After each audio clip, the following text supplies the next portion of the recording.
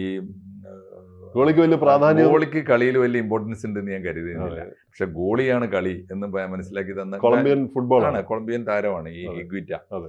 അപ്പോൾ അങ്ങനെ കളിയിലെടുത്താലും സാഹിത്യത്തിലെടുത്താലും സംസ്കാരത്തിൽ എവിടെ എടുത്താലും കൊളംബിയ ഒരു പ്രധാനപ്പെട്ട ശക്തിയാണ്. പിന്നെ കൊളംബിയയുടെ അവരുടെ ശക്തി എന്താണ്? അവരുടെ അനുഭവങ്ങളാണ്. അവരെല്ലാം സ്വയം അനുഭവിച്ചവരാണ് എല്ലാ അർത്ഥത്തിലും. നീണ്ട അധിനിവേശം, അതും ആ അധിനിവേശവും അവർക്ക് കുറെ ഗുണം ചെയ്തു. ബ്രിട്ടന്റെ അധിനിവേശമായിരുന്നില്ല അവർക്ക് കിട്ടിയത് സ്പെയിനിന്റെ അധിനിവേശം. വലിയ വ്യത്യാസമുണ്ട്. സ്പാനിഷ് ഈ ഓക്യുപ്പേഷൻ വേറെ അനുഭവമാണ്. സ്പെയിൻ പറഞ്ഞ മാതിരി ലോക സാഹിത്യം എന്ന് പറഞ്ഞാൽ സ്പാനിഷാണ്.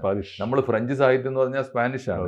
അപ്പോ ഈ ലോകത്തിലെ വലിയ വമ്പന്മാരുടെ പ്രതിഭകളുടെ ഒരു രാജ്യം മറ്റൊരു നാടിന് സമ്പന്നമായ ഒരു സാംസ്കാരിക സമന്വയം ഉണ്ട്. അതിന്റെ ഗുണം അവർ കിട്ടി. 1810 വരെ അവര് നമ്മളെപ്പോലെ തന്നെ അവര് സ്പെയിനിന്റെ കോളനിയാണ്. അത് കഴിഞ്ഞിട്ട് അതുകൊണ്ടും തീർന്നില്ല അവര്. നമ്മൾ ഒരു ജനാധിപത്യ രാജ്യത്തിലേക്ക് ഉണർന്നു. പിന്നെ നമ്മൾ രാഷ്ട്ര നിർമ്മാണം തുടങ്ങി. ഘട്ടം ഘട്ടമായി വന്ന് ഇന്നിപ്പോ ലോകോത്തര ശക്തിയായിട്ട് നമ്മൾ മാറി. കൃത്യം 70-75 കൊല്ലം കൊണ്ടല്ലേ, 77 കൊല്ലം കൊണ്ട്. അവരെന്താ സംഭവിച്ചതെന്ന് വെച്ചാൽ അവിടെ പിന്നെ ആഭ്യന്തര യുദ്ധം തുടങ്ങി. ആഭ്യന്തര യുദ്ധം തുടങ്ങിയപ്പോൾ കൃത്യമായിട്ട് ഒരു ഭാഗത്ത് അമേരിക്ക അവരെ സഹായിക്കാൻ നിന്നു. അതോടുകൂടി ഇവർ അമേരിക്കയുടെ പോക്കറ്റിലായി. അങ്ങനെയാണ് അവർ ഈ യുദ്ധത്തിലൊക്കെ പോകുന്നത്. ഈ ഒന്ന് ഓർമ്മയുണ്ട്, പനാമ അമേരിക്കയുടെ താല്പര്യത്തിനാണ്.